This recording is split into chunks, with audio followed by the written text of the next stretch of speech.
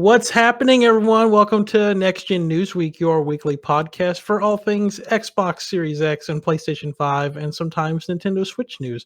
Tonight, it's mostly going to be PlayStation news, though, because we have a big blowout of pricing and release dates and games for you that are coming out this holiday for the PlayStation 5. My name is Mitch. Tonight, I'm joined with Richard. Hello. Steven. Yo, yo. And special returning guest, David. Hello. David, it's so good to finally have you back on this show, man. Yeah, I have a computer that's not going to shut off on me at minute 62 again. So we should be good. That's fantastic. I can't wait.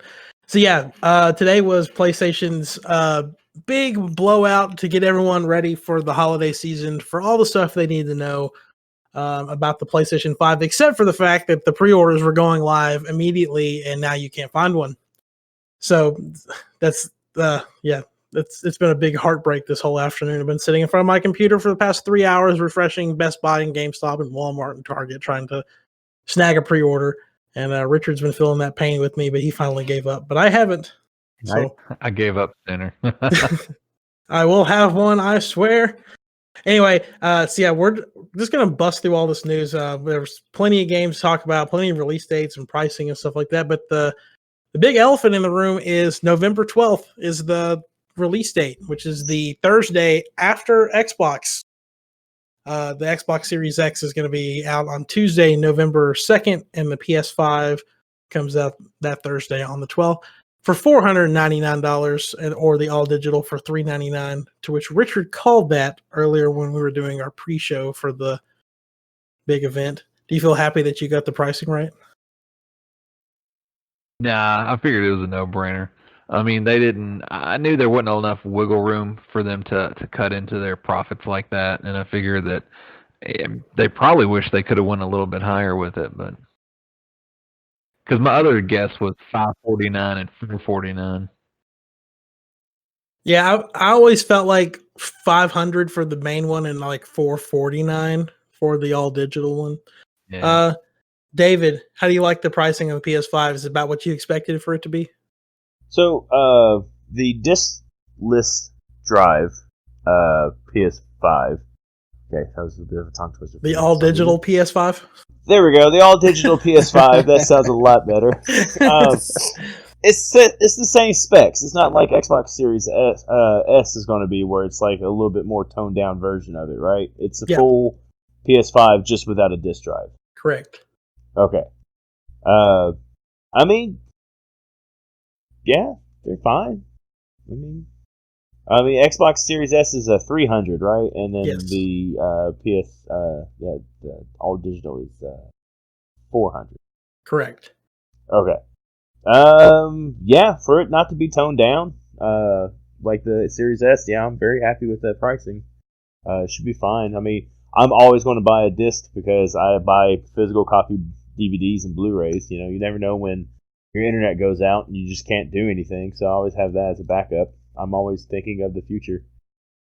My only thing with it was, if I'm going to buy an Xbox Series S, or Series X, sorry, I don't need two $500 gaming consoles that also double as 4K Blu-ray players. Like, I already have one, so I'm going for the all digital.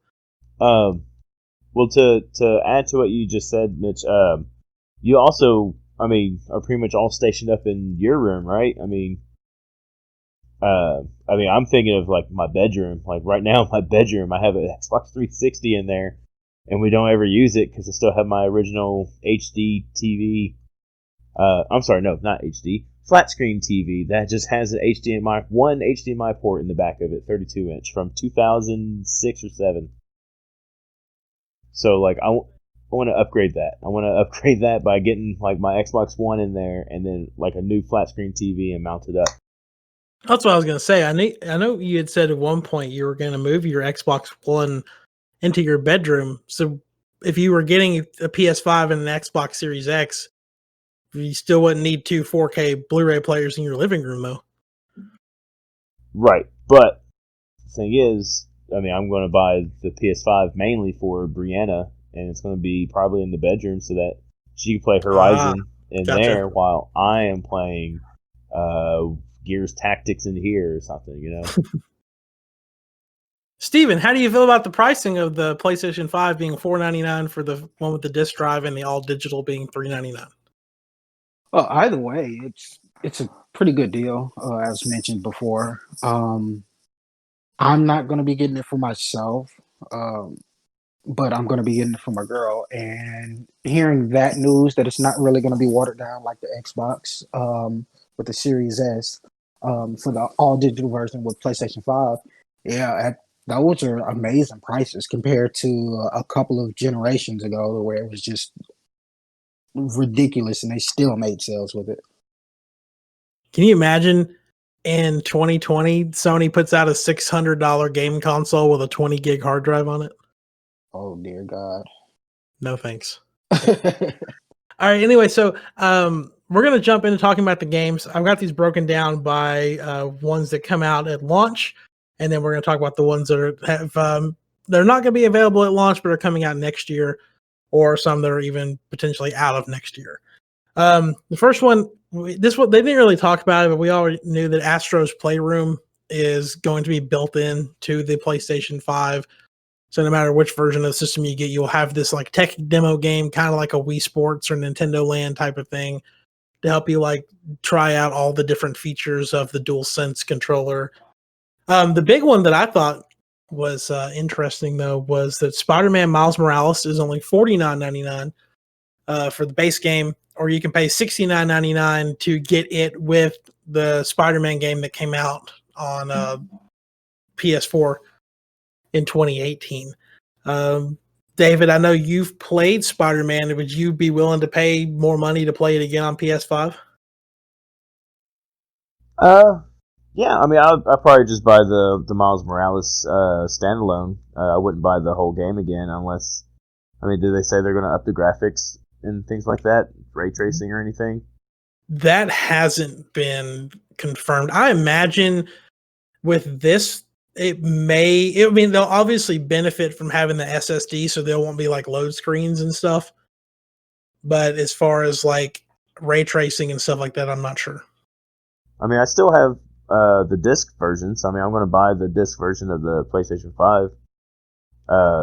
So I mean, will my save roll over? Can I, upload the save to the cloud and download it on PS5?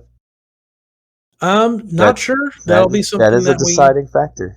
That is something we'll talk about in a little bit when we get to talking about some features of the PlayStation 5 that Sony's implementing for this next generation.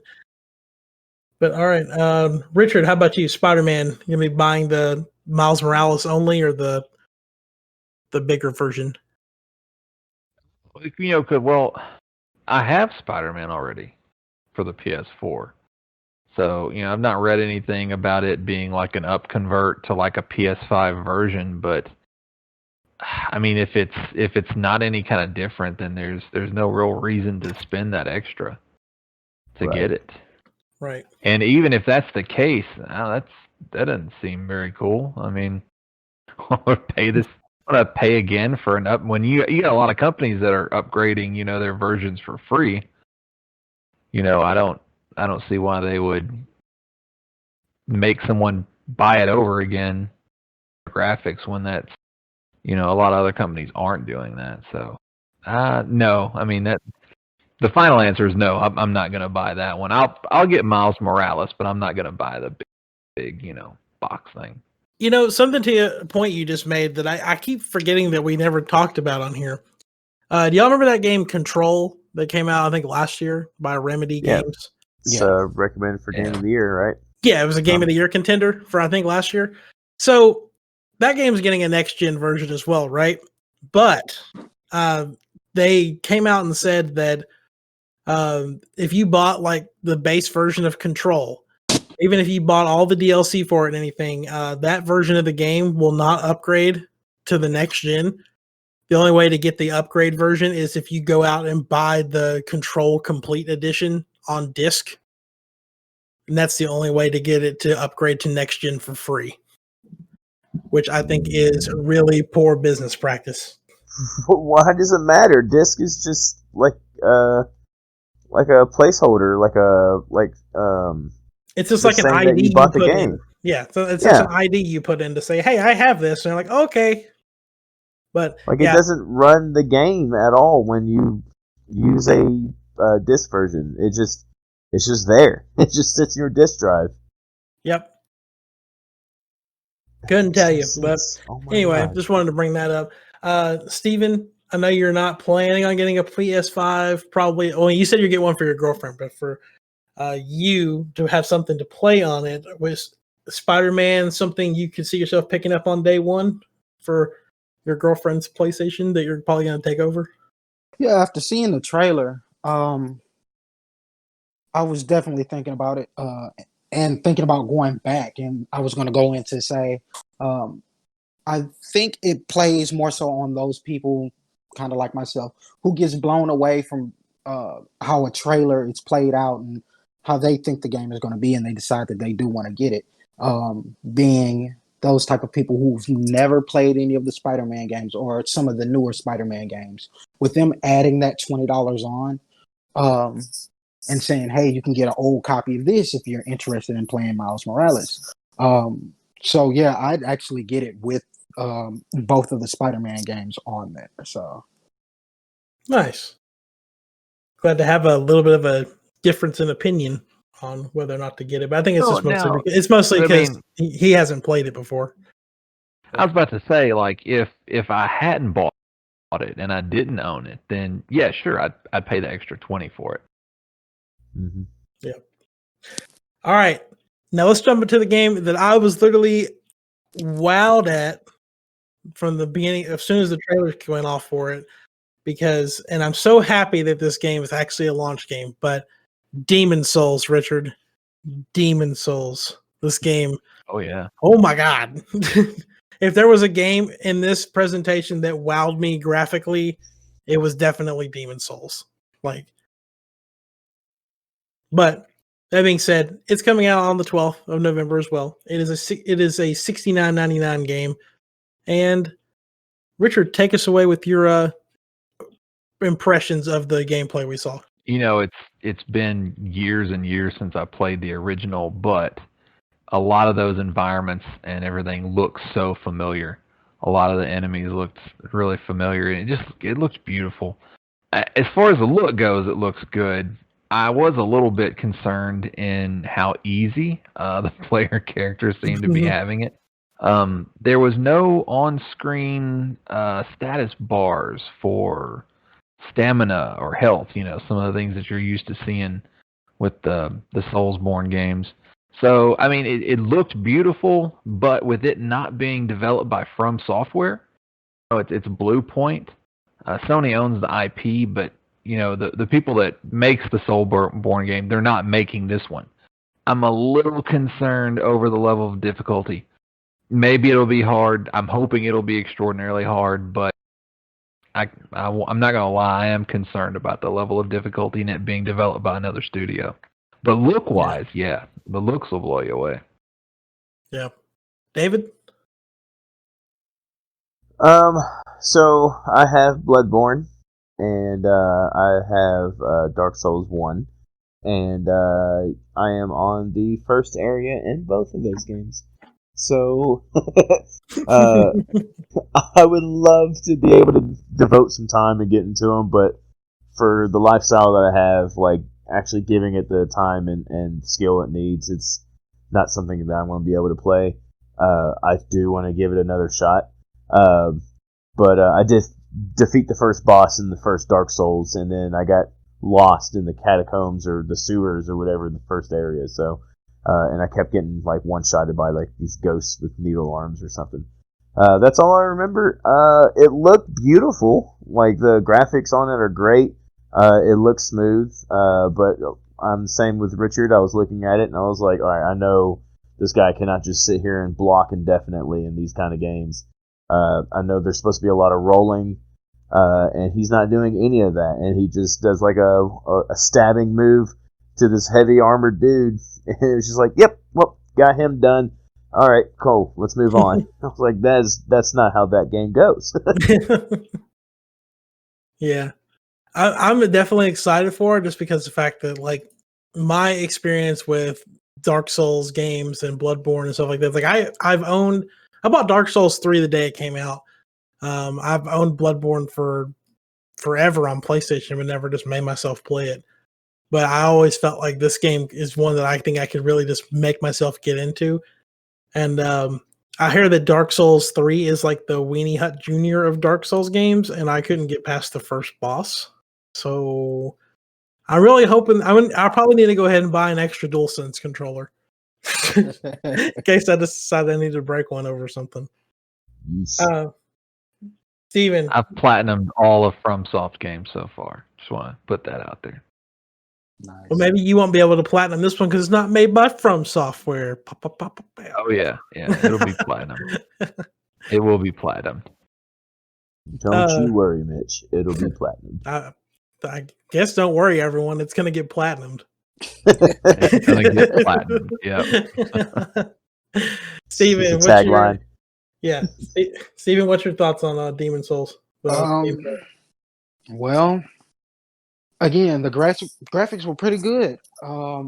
This is coming from someone who knows nothing about Dark Souls, nothing about Bloodborne.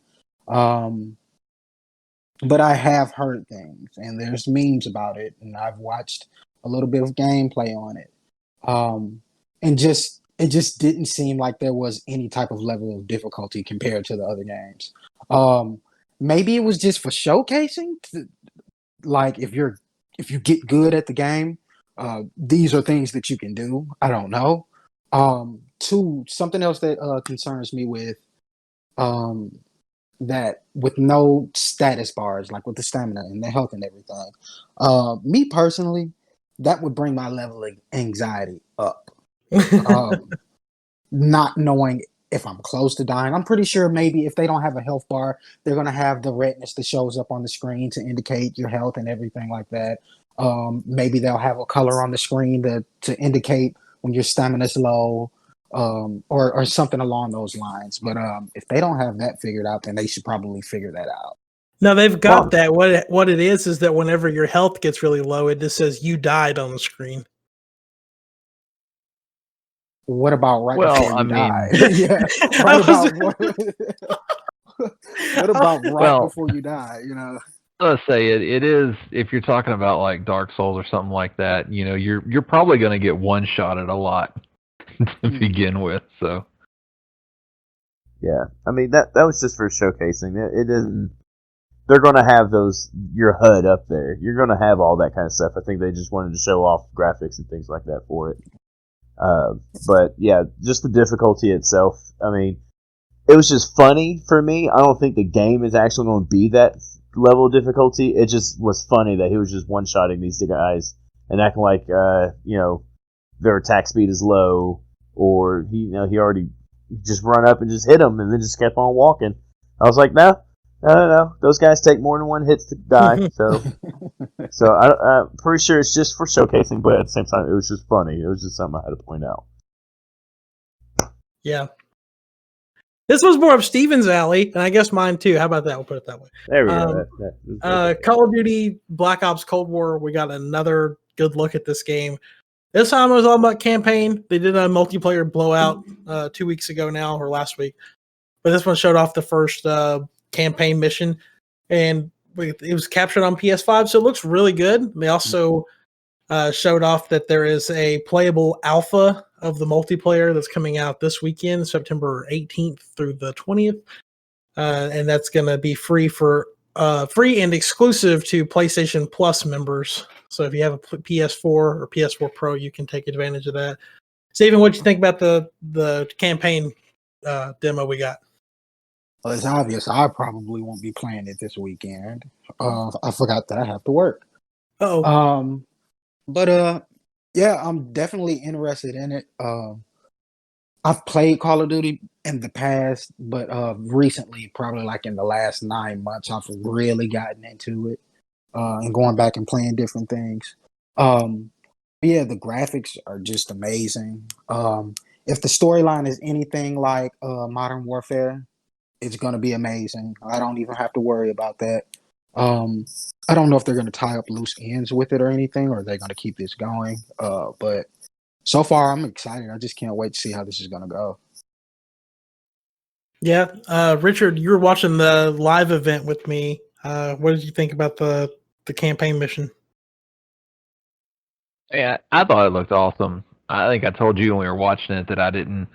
My whole reasoning for not really being into Call of Duty and stuff like that is simply because the online portion of those games really doesn't appeal to me, and it feels like a large portion of those games applies to just the online aspects, and it's hard for me to justify purchasing them. But from a strictly campaign perspective, yeah, it looked amazing. It really did.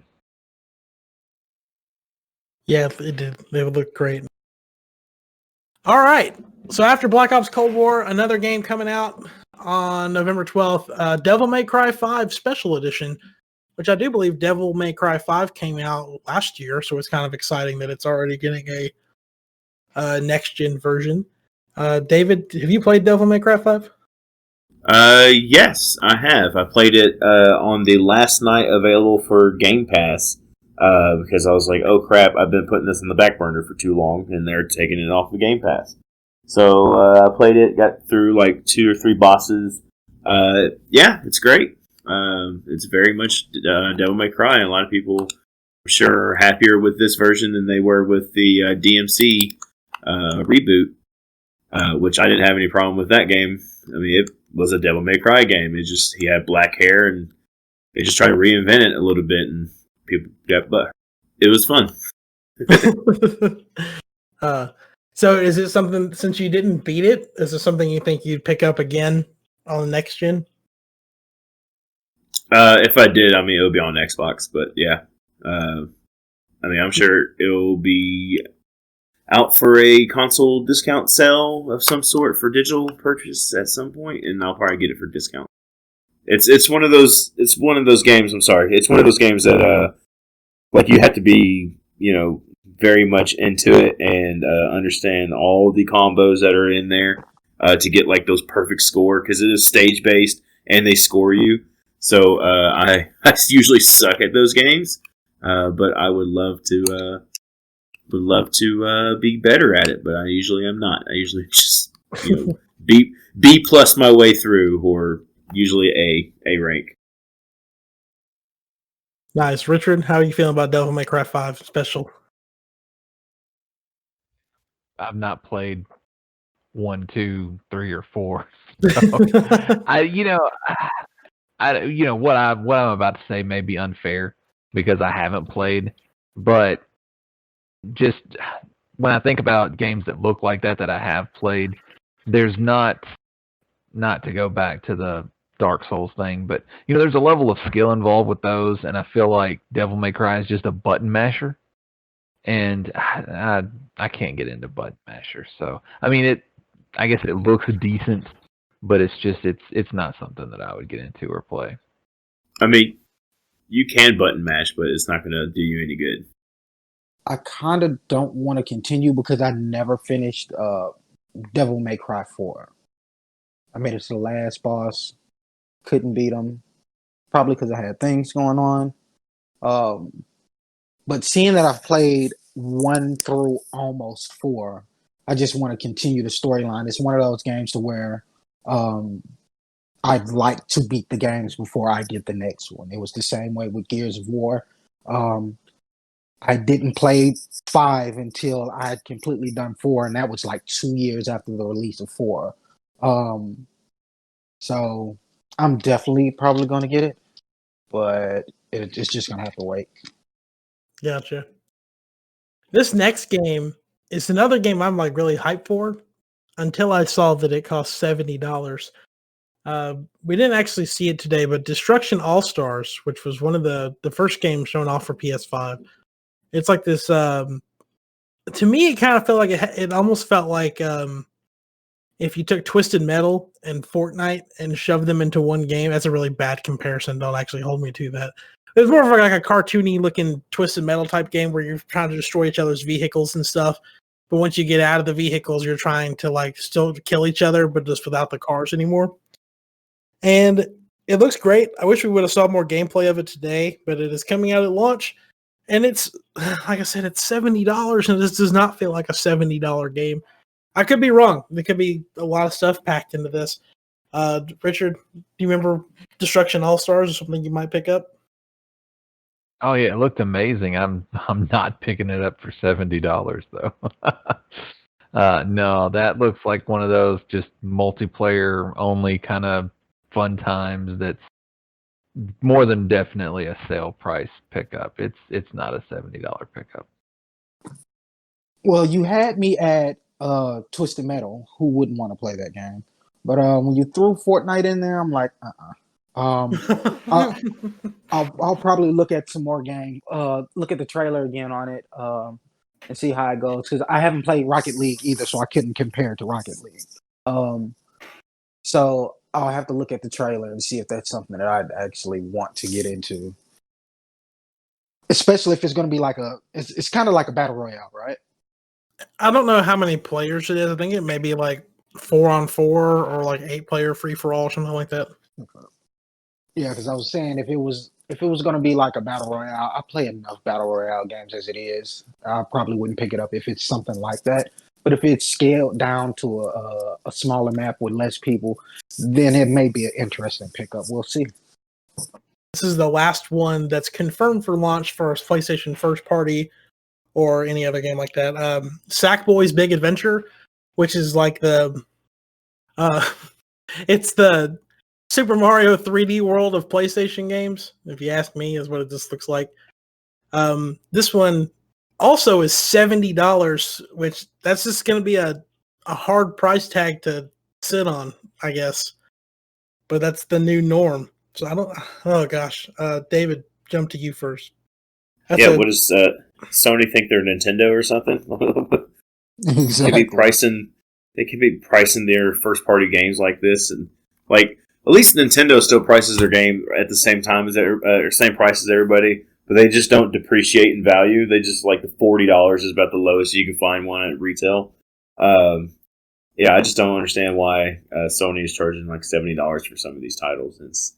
I get it. A lot more production goes into it. And then payback for all the HD that we got going on, but 60 frames per second. But I'm just like, if it's become that much of a problem to make these games to a point where you have to increase the price more and more and more, then it's just going to make me not buy as many games as much. It's just, I don't know. If you guys feel like your games have to be so big to be, and then you charge an equivalent amount for it, stop making your game so big. Do quality over quantity or something like that for hours or whatever. Most of these games are just rinse and repeat grinders, anyways. There's very little amount of story games anymore besides like indie games. Indie games do a lot of story stuff, or small developers. They do a lot of story stuff. And it's like these big people who are making millions and billions of dollars, the ones that are doing freaking rinse and repeat missions where you just grind for gear. So, it's just, I don't know. I'm just tired of prices increasing for games that don't really feel like they're dishing out what I'm paying for. Richard, as far as Sackboy's Big Adventure goes, if this was something you were going to pick up, you would also have to buy another controller so you and your daughter could play it together. Is that a turnoff for this game? You hope she doesn't see it? No, I had every intention of buying this and another controller. So, okay. And then I've kind of got a little different opinion. When it comes to the game we were just talking about, that Destruction Derby, looking at something like that doesn't feel like a $70 game. But if 70 is like the new norm, it's just $10 more. You and your girlfriend go to Starbucks, you're going to spend more than that. It's not a bank-breaking increase, I think, for AAA titles. So, 70 is probably fair for the Little Big Planet, because I've played Little Big Planet since, when did it first come along? What, PS2 or PS3? I think it was PS2. Yeah, PS3. Oh. So, it's one of those flagship titles that you made the joke about it being like the Mario. I mean, it's similar in a way. So there's a lot of content there. There's always been a lot of content. There's a lot of user created content. I think it'll probably find its value there a lot more than that Destruction Derby game would. I just hate the term new norm. I've heard new norm too much in 2020. I mean, I think it's justified that we're seeing a price increase. Because if you think about it, there hasn't been a price increase on games since the 360 PS3 era when they jumped to $60. So I mean, it's not too far out of the realm of reality that there is, especially since games are getting bigger, that they're having to charge a little bit more for them. But like, yeah, to what y'all are saying, though, Destruction All Stars, and for me personally, Sackboy's Big Adventure just doesn't seem like a $70 game. Like, then again, though, Spiderman does feel like a $70 game, but they're selling it to us for $50. So it's like, how do you find that happy medium instead of saying a new norm? It's a happy medium. Well, that's not. I don't think the Miles Morales game is a full game though. I thought it's just like it's going to be like Blood Dragon or yeah, I don't think Get it's Out of going to Hell be or like a something, full length type of thing. Yeah, they haven't clarified how long the game is, but I imagine it'll be about 10 to 12 hours. I don't know how long Spider-Man was.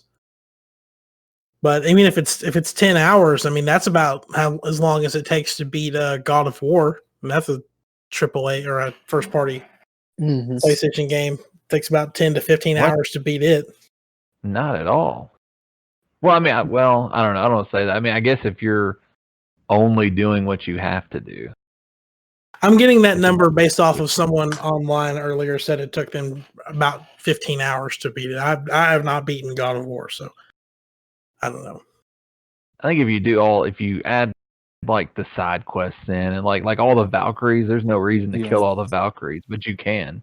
If you add everything in it, it's a lot longer than 10 to 15. Yeah, I think it just really depends on whether or not you want to be a completionist with it or not. That's fair. I'm at 80% completionist. Hey, some games I would love to have 100% on, but then there's some games where it's like, okay, that's going to be like 15 more hours of gameplay just for one achievement. I'm good. I'm going to move on. I mean, that's me. Like when I beat The Last of Us Part 2, I was like, dang, I could just go back and finish this game. And it was like, no, you have to play through the whole game again. And I was like, hell no. Like the second half of that game dragged for a little bit. I couldn't put myself through that again. Oh, Not and yet. I know. Yeah, Steven knows he was there.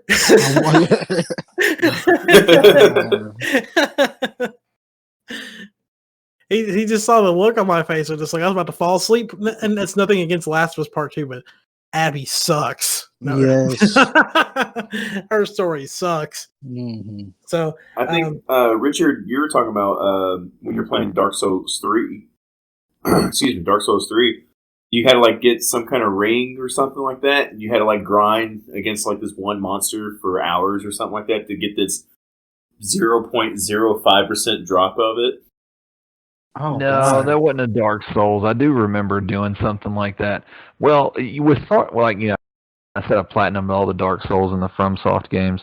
Those are, you have to get multiple endings and stuff. You go into those kind of accepting the fact that you're going to play through that game more than once.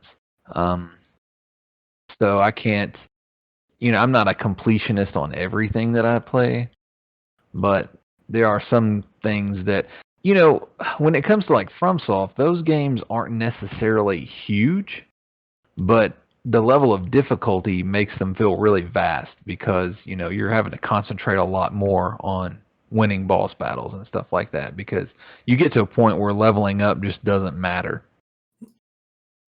So, that's a little different. I mean, I'm a completionist to some things to a certain degree. I don't mind grinding through a game multiple times if I really, really enjoy it. Right. Yep. All right. And So that's going to be all the games that we know of that are coming out alongside the PlayStation 5.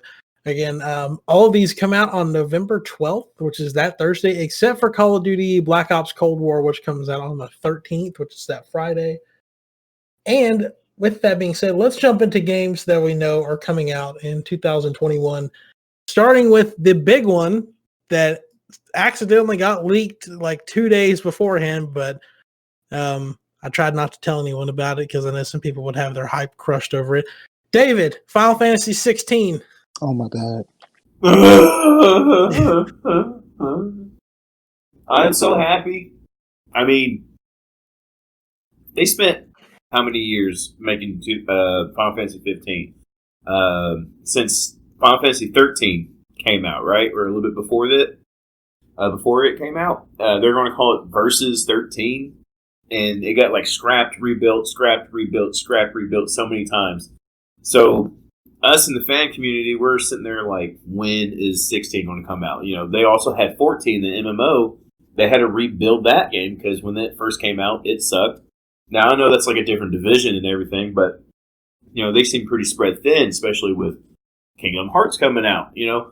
They got all these other games coming out. They just got done making the Marvel Avengers game. So, I mean, it's like, okay, when is the next Final Fantasy game coming out? And then with this trailer that I saw today for gameplay, looks awesome.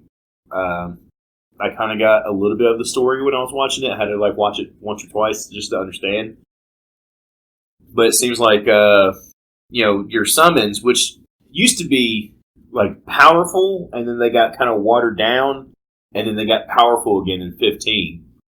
I think they're still kind of going with that that idea where you're going to have a powerful Esper or summon, but it seems like it's locked in on an actual person. You got like these avatars that are using that activate these Espers to come out and do, you know, their bidding or whatever needs to be done. And it looks like the main character actually utilizes Ifrit, which has like been a staple character for Final Fantasy since like, you know, what, three or four. So I'm pretty stoked. It looks beautiful, and I like the era that we're in. We're no longer in like boy band futuristic but medieval at the same time kind of thing, or even with 13 where it's like futuristic. Like we're back to medieval, like all the way. Magic armor and swords and axes. The only thing I can say that's a negative right now is you're only playing as one character. You don't have multiple people in your team.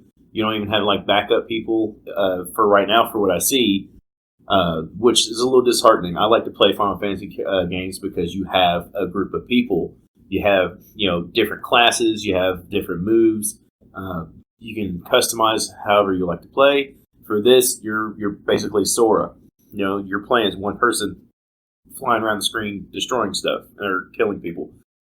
So I'm a little taken back by that, but I'm still excited about it. I really am. Steven, you got anything you want to add on top of that? Yeah, I'm a bit disappointed at the fact that it's going to be a hack and slash now.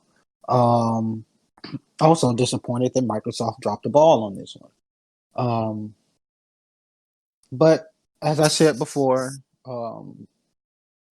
pre-show, I'm definitely going to be playing it, even though I'm not going to have a PlayStation 5. You can thank Nintendo for this like weird relationship that Sony has with Square Enix.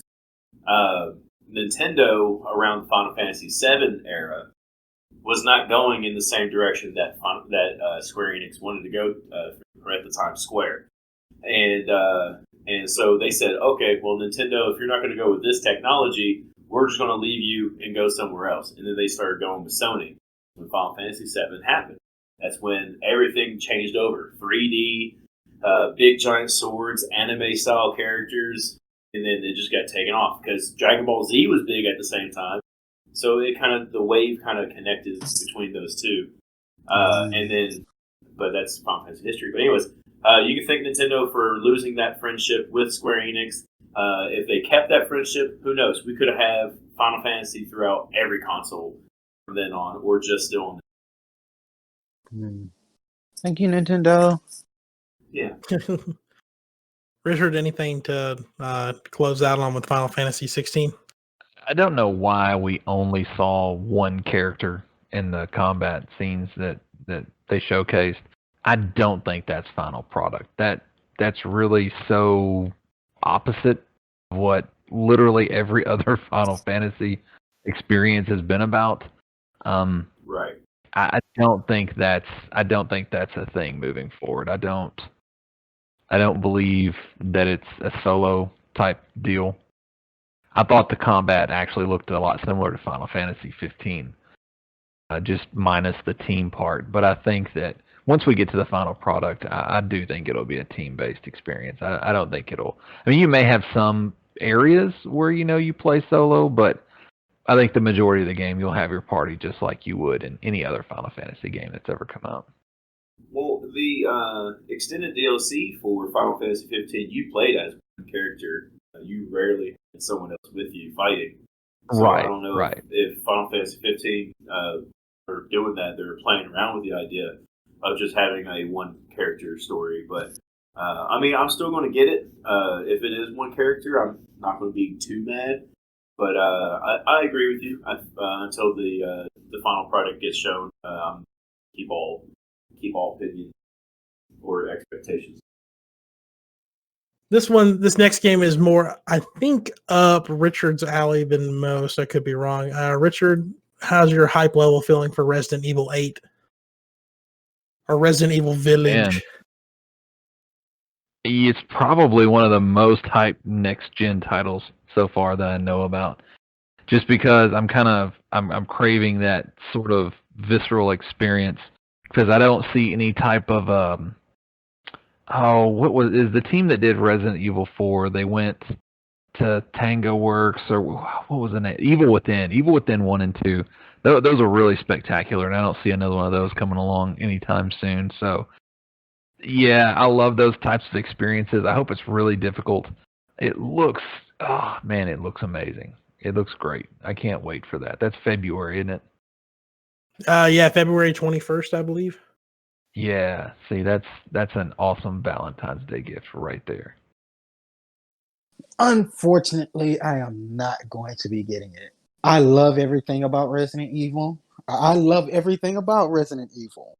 But it is just one of those games. I grew up watching it more than I played it because my cousin was into it and he had everyone on the day that it came out.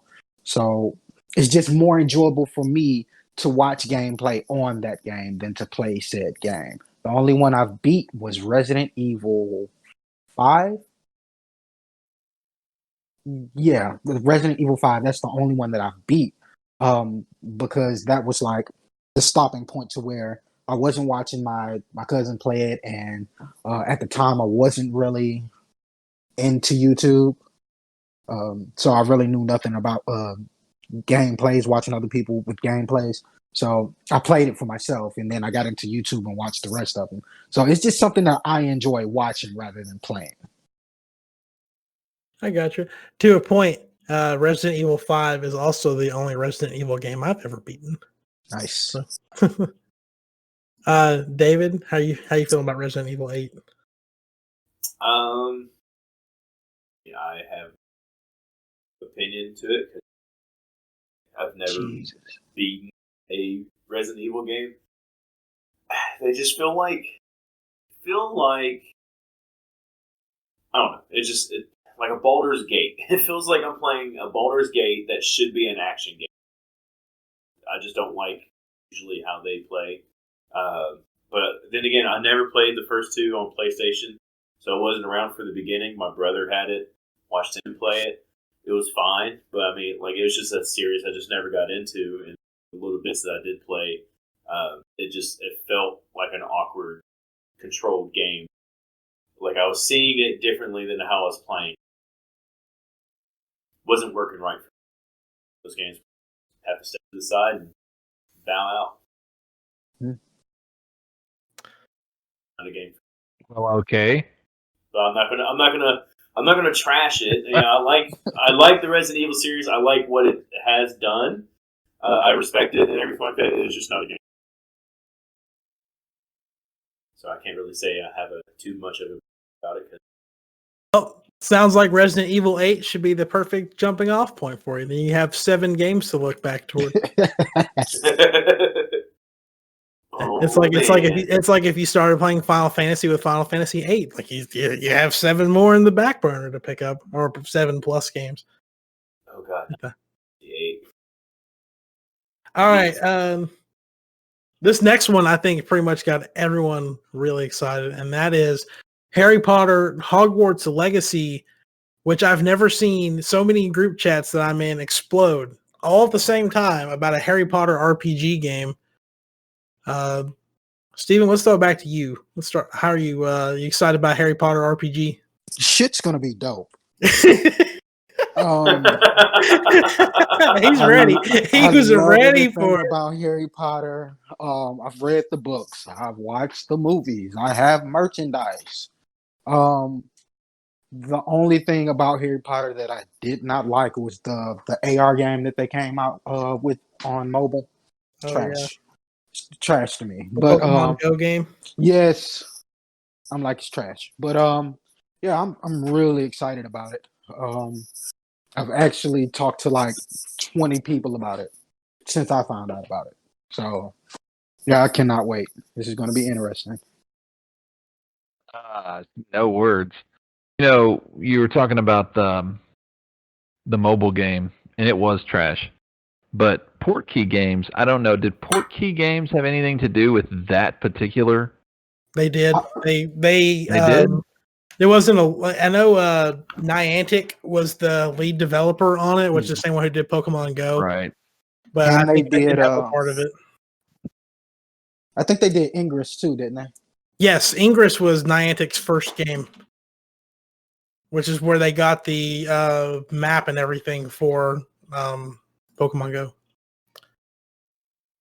All right, so there is a Harry Potter game. There's a Harry Potter mobile game called Harry Potter Hogwarts Mystery, where you develop your own character. It's basically a Harry Potter RPG, and it follows the same path as like a mobile game. You know, you only have so much energy to do certain things every day, but if it's anything remotely like that, it'll be excellent. And if you've not played the one I'm talking about, forget that Pokemon Go related one. Search your app store, and it's Harry Potter Hogwarts Mystery. Check that out. That's actually really good. So if it's an embellishment of that game and they're really playing off some of the systems that they created as far as like going to the different classes, playing Quidditch, and just everything involved with Hogwarts, if they don't screw it up, that'll be one it'll be historical. All right, David, I know your wife's pretty excited about Harry Potter RPG. How are you feeling about it? Shoot, yes, she is. Yeah, I'm going to buy it and make her happy. And I might actually play it too. Like, I like the universe of Harry Potter. I remember when I was a kid, it was one of those things where it's like, Harry Potter. My mom actually liked it, and so we watched it, and at the time I was like, these kids are annoying. But the later movies I started like when they started doing more mature things. But yeah, I actually really like the Harry Potter universe with all the monsters and magic and all that kind of stuff. So yeah, I'm definitely probably most likely going to play it, but I'm definitely going to buy it for Brianna. I had this weird thing. If I watch someone play a video game, I feel like I've experienced it, so there's no need for me to play it. But I'm going to try to make my own character and game out of it too. Nice. Yeah, it's definitely up there with one of the most hyped games that was shown off. And this game actually was leaked like 2 years ago, right before E3, and then never showed up. So it was kind of it was just weird to see it show up, and it looks freaking awesome. So I can't wait for it to come out. Also can't wait for this processing order wheel to stop turning so I know if my order went through, because I may have a PlayStation 5 in a cart with my payment information put in, hitting the place order button and just waiting for it to go through. Do Best Buy, Richard. Give up on Best Buy. I'm at the very end. I got my payment information put in, billing information, place order button. I got the one with the disc drive because that's the only one that was available. I'm just waiting. Anyway, we'll come back to the last one here. Oddworld Soulstorm which was the only game in this whole presentation that was not slated for 2021. So there's no idea when this game is coming out. I'm not an Oddworld person. Richard, you want to take it away? Are you an Oddworld fan? It's been so long since I've played them. I mean, I am looking forward to this one because I like the kind of the retro feel of it. But man, it's been so long. It'll be weird to kind of go back into that world, especially with all the other options that are going on right now. I don't know how much my excitement level is on that. It's probably not something that I'm gonna get, first thing. That's fair enough. Steven, Oddworld? No, hard no. Or no? Only because I know nothing of it, and I know I think I was a teenager coming up on adulthood when Oddworld was a thing, and like it didn't strike my fancy. Now I know things have changed, graphics have changed, storylines have changed, but if it doesn't, if there's nothing that catches my eye from the get go of that series, you're probably not going to catch me picking up anything on it. That's no knock against the game. It's just not something that strikes my fancy. All right. David, how about you? I will probably pass on it as well. This new gameplay of it doesn't seem like it's like the classic Oddworld. If I remember correctly, the classic Oddworld was just a straight up platformer in a weird universe. Richard, am I right? I mean, I watched my friend play it, so I'm not too versed into it. I mean, it looks like the same style, but they've definitely added other things to it. I think that with a lot of the 2D platformers, what they try and do now, I think they call it like a 2.5D platformer, where they do add like a 3D aspect. But then it looks at some point like you still had to guide other creatures like yourself through. So, I mean, it definitely looks more embellished than the original titles, but it still kind of looks like an Abe's Oddworld Odyssey type thing. Okay. Yeah, I mean, I watched my friend play it. He really liked Oddworld games. I like the universe, the story, but it was not another game that I did not get into, so probably will be passed for me as well. No love for the Oddworld out here. So bad. Well, I said I'd get it. It just wouldn't be one of those day one things. Yeah, no, I'm just. It's gonna be one of those where, like, 1 week it's like, hey, it's only $20 on digital now. I'll grab that. The bad thing, I agree with Richard on that.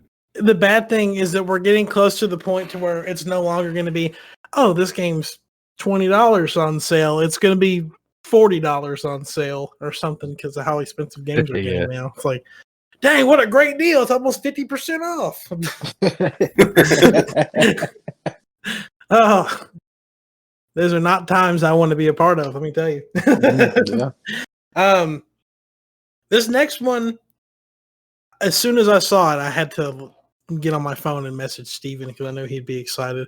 Five Nights at Freddy's Security Breach would have been the last game I ever would have thought was going to show up at this event. But Steven, is your hype over 9,000 or what? I am such a groupie for Five Nights at Freddy's. I have watched these gameplays from day one. I can tell you the ins and outs. I can tell you the lore. I can tell you when this was made, what was made, who was the best theorist to figure out the lore. And for it to come out and it looked that amazing, I cannot wait. It's going to be another one of those games to where I'm going to have to quote unquote buy for my girlfriend. Yeah, I'm really excited about it. I'm just wondering where they're going to go with the story because, like, there's been plenty of ways that this story has been wrapped up and summed up, from burning animatronics in the buildings to the guy who was doing the murdering. He was in some type of purgatory where he had to live those nights over and over again, to, you know, different things. And like the ends of the lore have changed up so much. It doesn't leave you it leaves you way too much room for imagination on how the story is going to go. That's why it's got me so excited. All right. David, Richard, is Five Nights at Freddy's something that you guys see yourself picking up, or is it kind of too niche for you? I'm just trying to figure out how Steven's girlfriend's going to play any games with all these games that he's going to buy for that he's going to be playing. When he's just going to admit that he's buying the PS5 for himself.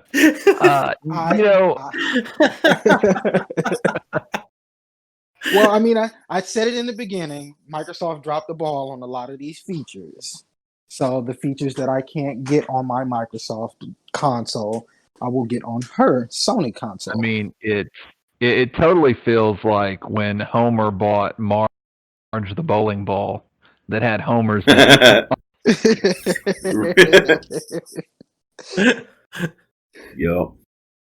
Yeah, I mean, Five Nights. I've never got into it. I didn't know there was that much lore. I thought it was just some stupid jump scare game. So I don't know if the story's that interesting. I may be willing to go back to the beginning and just kind of dig through it. Don't worry, I'll send you all types of links after the podcast. You will see 19 different thumbnails featuring Matt Pat from Game Theory talking about Five Nights at Freddy's. Oh my god! I think he's got like 13 lore videos out right now. It's going over books, it's going over video games, it's going over the little mini stories that he's got. It's going off of the new movie that he's getting ready to come out with. For it. So yeah, it's really jumped up there. I forgot about the movie. Meanwhile, I have hit place order on this $546 transaction at least 12 times, and I finally realized it might be a good idea to check my bank account to make sure I have it. I don't own 12 PlayStation 5s now. Sounds like you're gonna have 11 good Christmas presents. It sounds like I'm gonna start scalping them online. Nice. Makes them make a pretty penny. All right, let's wrap up this PlayStation thing real quick. I skipped over one, Deathloop. It's coming out Q2 of next year. Any quick thoughts on Deathloop before we jump into some last bit of this PlayStation stuff? Not really. I've mentioned before that I like the style of it. It gives you that whole international man of mystery type deal. I think that was like around the 70s. And there's only one game that I know of that was made with Adult Swim with some developers called Jazz Punk that had that same type of aesthetic dealing with that game. And seeing that I haven't seen much on that type of aesthetic, I'm planning on giving it a check out. Yeah, I love how it's stylized. It's got like that 70s kind of funk, kind of like Black Dynamite or something like that. I love how it's stylized. It looks gritty, it looks funky, it looks awesome. I'm definitely gonna check it out. Shut up, little girl. A lot of guys got that name.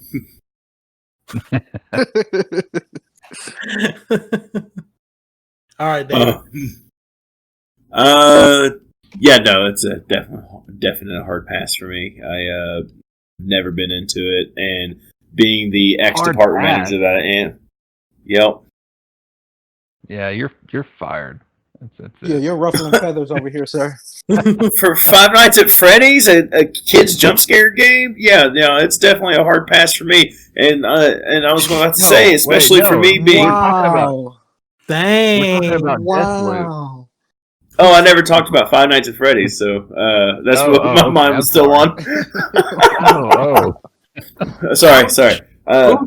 Five Nights at Freddy's, no. I was a toy department manager, and I saw those toys every day. I had soccer moms come in all the time. Do you have Five Nights at Freddy's toys? Yes, they're right here.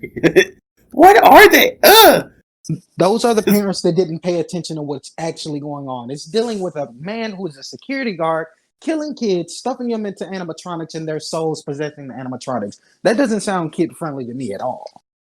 Yeah, if I knew that, I would say that to them and probably not have sales. So it's probably best that I didn't. but yeah, I mean, no, it's definitely a game I'm not into, would not play. And then for this other game, it's like Hitman Groundhog Day. So yeah, I'm interested in it. Very good. Seems All pretty right. cool. To wrap up this PlayStation talk, just a couple more prices for some of the accessories. The DualSense controllers, $69.99. I think we had talked about that, how they were going to be probably $10 more than the DualShock 4.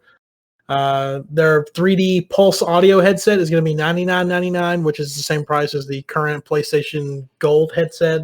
Their HD camera is $59.99, and just to point out, this camera is not compatible with PlayStation VR. It is its own thing. So it's basically a streaming webcam, is what they've kind of called it at. If you're someone who needs a media remote, maybe me, we'll see. $29.99, and then a 2-controller charging dock for $29.99. Well, that's not bad. No, it's not. I think, and that's for the first party one. So if like the Power A and like the Nyko chargers come out for it, they'll probably be a little bit cheaper.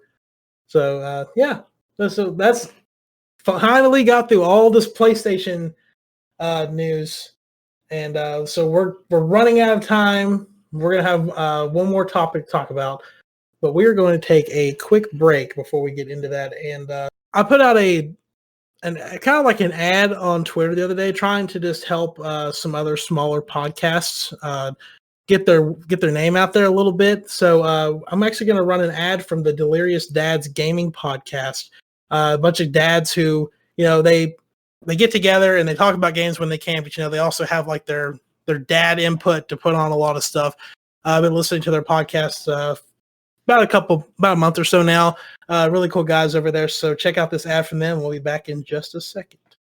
Go check out the Delirious Dads Gaming Podcast, available today on your favorite podcast platforms and at the website deliriousdadsgaming.com. The Delirious Dads Gaming Podcast is a gaming podcast geared towards dads who are gaming enthusiasts. They bring gaming news, game reviews, tips and tricks, and gaming quizzes with a dad perspective in mind.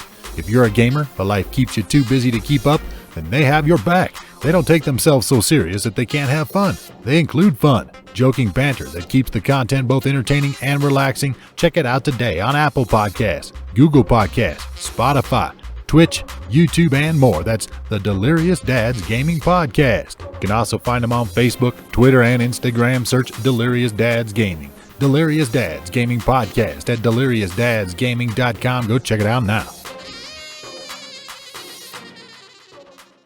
All right, welcome back. Hope you enjoyed the ad from the Delirious Dads Gaming Podcast, and hopefully you'll check them out because they're awesome. We're going to wrap things up with one last topic that I wanted to present to everyone. And, as this console generation is coming to a close, obviously the Xbox One and the PS4 will stay around for several years to come.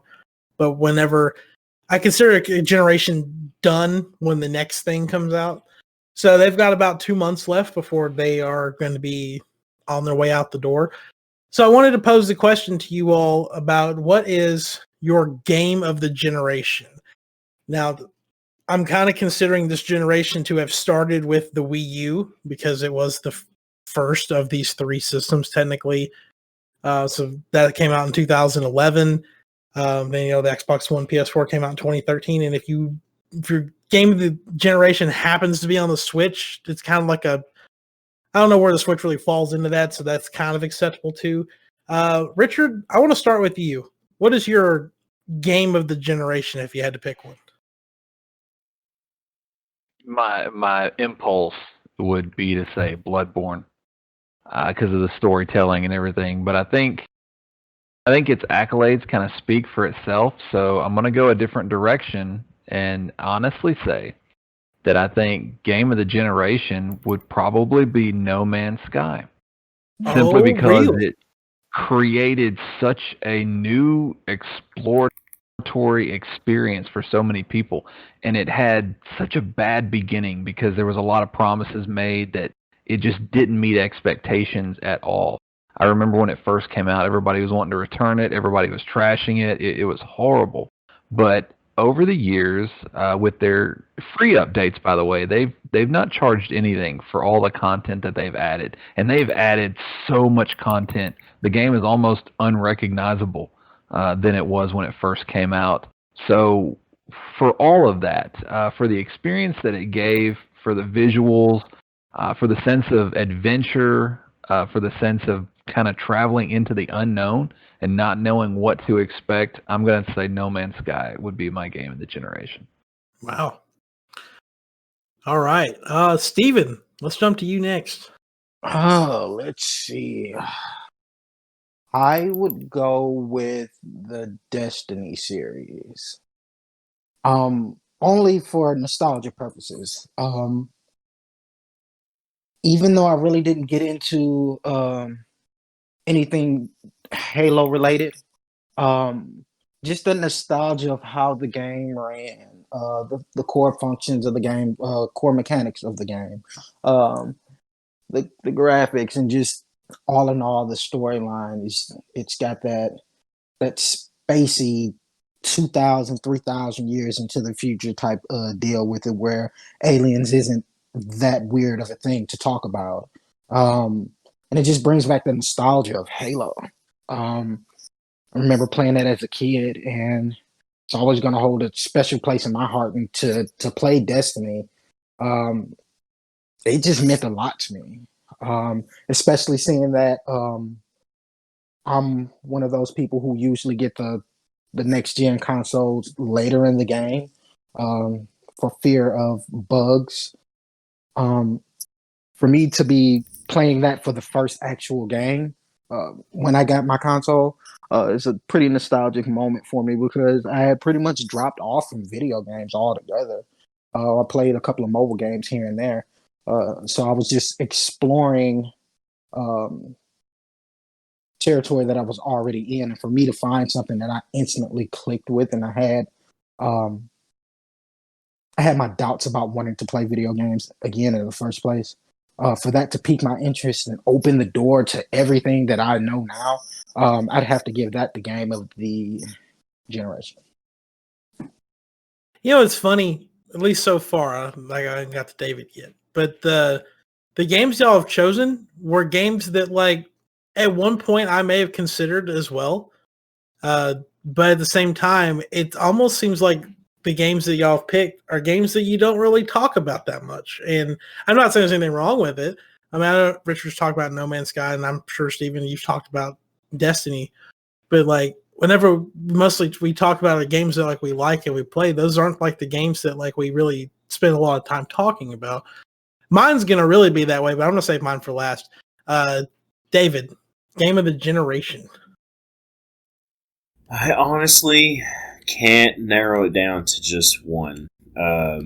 There's been so many games that I've put record amounts of hours into, whether they're the rinse and repeat games or whether they are just games that I am so glad that I got a chance to play or that came out. Like, there's some, like, a lot of games on the Switch for me were like that. Breath of the Wild, Mario Odyssey, Ultimate Alliance 3, Marvel Ultimate Alliance 3. I put a lot of hours into that.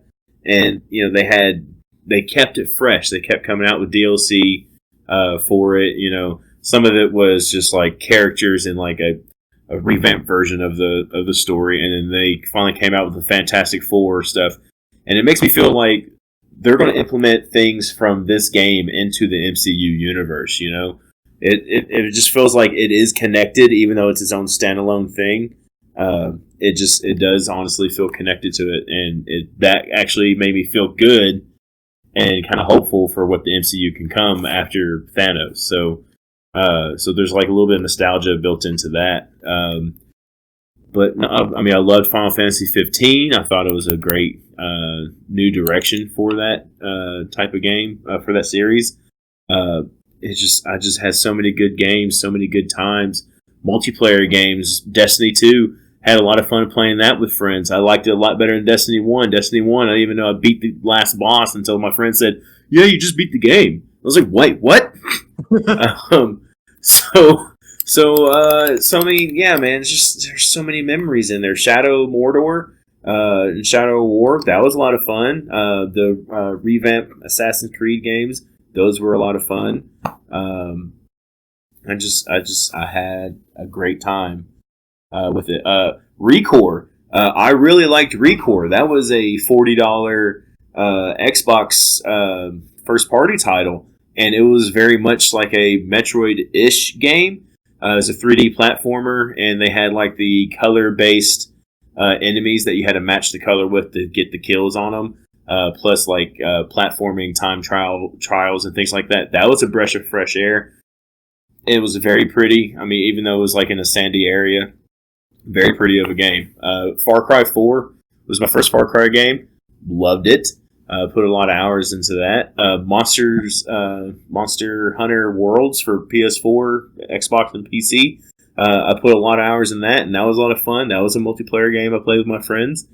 And it's just so many good memories, man. I'm going to be missing this generation. I'm glad a lot of these can come over to the newest generation. It's just so many hours put in these games. A lot of stuff came out on Game Pass. It's just, the list goes on and on for me. Like, even some things I just picked up and played for maybe 10 hours are games that I would, cherish until the end of time for the most part, That's awesome. So I got two. One being like the game that I think I had the most fun playing. The second one is going to be the one y'all are going to be like, what, did he really say that? But I think personally, this particular game had the biggest impact on this generation. My personal fan favorite game has to be The Last of Us Part 2. Love the story. Everything. I shit on this game all the time, especially about the Abby bits. But like that, it was just such a perfect game. Like, looking back on it, there's no way I could think of that game anything less than perfect, even if I did have like minor, because it's just me. Like, if you look at the game as a whole, like, the game is phenomenal. The gameplay itself is great. I like the stealth, the way that they make Ellie feel like she's actually in this environment and like can adapt to like anything. It's perfect. But my overall, like, if I had to pick one game for game of the generation, is Fortnite. And listen, hear me out. Hear me out. Back to the point that, David and Steven both said that Destiny 2 was up there with their game of the generation, and No Man's Sky. Fortnite was the pioneer game to get cross-play and cross-platform support, to get that ball rolling to where players on Xbox and PlayStation and Switch and mobile and PC are able to play the games together. If you look back 2-3 years ago, there wasn't no one was talking about cross-play. No one was talking about, man, I really wish I could play Destiny with my friends on Xbox, even though I play on PlayStation. It wasn't, hey, let's go all get in our ships and fly around in outer space in No Man's Sky. Or like maybe even later tonight, Steven and I playing Call of Duty Modern Warfare together. Like, it's Fortnite, even whether you hate the game or not. What? I thought you just said we were going to play No Man's Sky tonight. Negative. Oh, okay. It's Call of Duty time tonight. Okay. I don't have No Man's Sky installed on my PlayStation. Hey, if you want to play Fortnite, though, I've got it still on my Switch. But anyway, Fortnite as a whole, like, whether you hate the game because it's like babyish, or you hate it because you don't know how to build, or you don't like the concept of battle royale games, the point of it being that, like, no matter what system you're playing on, you were able to finally, that barrier between consoles was finally lifted. And, once Fortnite started doing it, Xbox and Nintendo, like, every game that they had that supported it kind of just fell in suit. So, or any game that could support it fell on Switch. So like Rocket League and Minecraft got crossplay, and Sony, being the console leader, literally stuck their nose up to it. They were like, no, we have no way of controlling what happens when people play with other console gamers that are not on our system. And it took about 3 months of people constantly, like myself, badgering them online, and they finally said, you know what, screw it. And they enabled crossplay across the board on everything that would support it. Like same day, Fortnite, Rocket League, Minecraft, and then they all got it. And then ever since then, every game that supported crossplay has come out the gate with it, like Modern Warfare, like Call of Duty, Black Ops, Cold War. I'm sure there's plenty other next generation games that are going to have crossplay and cross generational support come with it. And it's a big deal. Like that's like the biggest, to me, that's one of the biggest like leaps forward that this generation has gotten us through. So yeah, Fortnite is my game of the generation. I know it's a weird one, but well, I don't know. Like I agree, Fortnite did kind of trailblaze that a little bit. I also feel like Minecraft had a big hand in that as well to try to get other people to do that. So once Minecraft got bought out from Xbox, they started doing the server stuff by server, and anybody can join on there as long as they have the server service.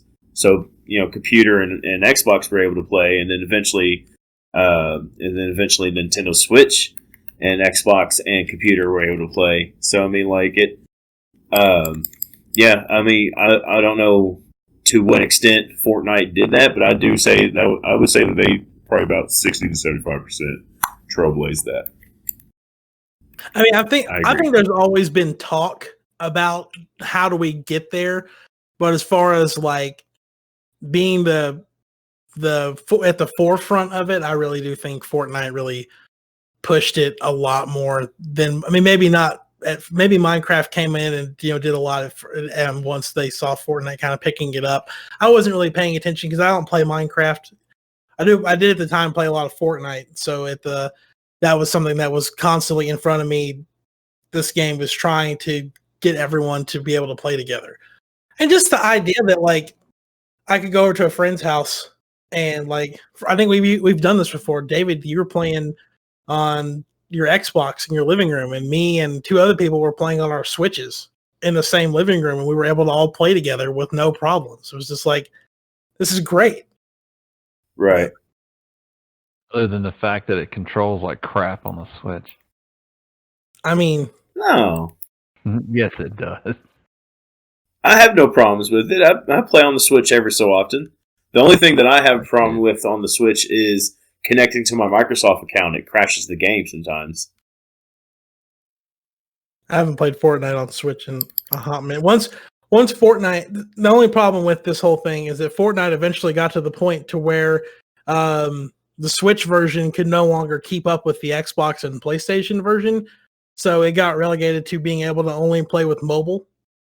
And half of that player base just got kicked out the door because of the Epic iOS lawsuit. So, like, you can only Mitch, play with Android.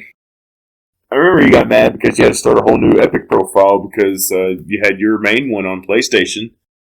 And if you were going to play on Switch, you couldn't transfer over your purchases and things like that. And you were very right.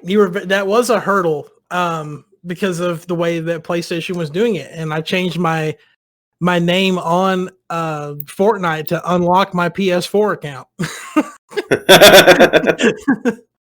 But eventually it all got smoothed out. So now my purchases carry across all platforms if I ever want to pick it up again.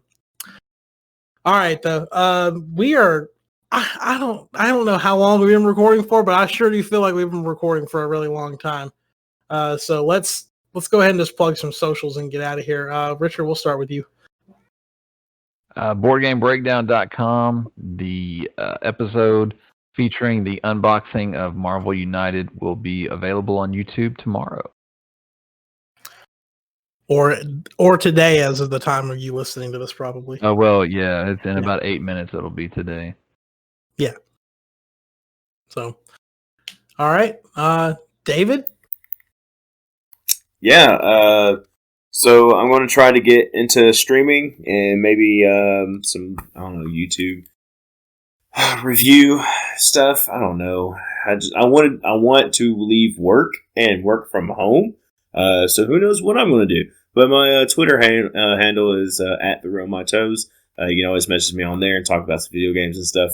Yeah, cool guys. Please and thank you for listening to us and supporting us. Yeah, Steven. Again, we're going at SoundCloud.com. It's a lot of hidden talent on there, and I know people shit on the website a lot about SoundCloud artists and everything, trying to say that's the bottom of the barrel. But you'll be surprised the amount of talent that you can find on there. I'm also on there too, Breaker Beach 2020. And go give them a listen. Also, looperman.com. It's there for you to have that extra push. If you're having that breakdown on tracks or getting some type of melody, they kind of give you that stand in for that melody. Or if you're looking for drum kicks or a cappella or just the instrument by itself, they've got a lot of stuff on there, and they help me out from time to time. So I suggest if you're looking for sounds or qualities for whatever you're doing, whether it's making music or the filming industry, you can find a lot of good sound files on there. So I'd say give that a check. Awesome. Michael unfortunately couldn't be here tonight, but just in his stance, make sure you check out his Facebook page, Open Box Tech Deals, where he has all sorts of gaming electronic goodies that people put on discount because the box is damaged on it. I don't have any particular ones to share, but I'm sure his Facebook page is filled up with them. You can also check out his other Facebook page, Unsolicited Nudes. That's NOODS, where he shares the steamiest pasta memes you can find on the internet. And if you want to find me anywhere, twitch.tv/Meechflow. Also find me on Twitter at Meechflow. And don't have a lot of interesting projects going on that aren't school related that I'm not going to try to bore anybody with. Just keep your fingers crossed for me that I'm hopefully going to be able to get a PS5 pre-ordered, if not tonight, by tomorrow, because really want to get one. Right. All right. That's going to do it for this week. We got some interesting topics to talk about next week. Granted, there isn't a massive dump of news that comes out, but I don't know how much more big news we're going to have now that everything's kind of out in the open. But we'll just play it week by week. But until then, have a good week. We'll see you next time. Later.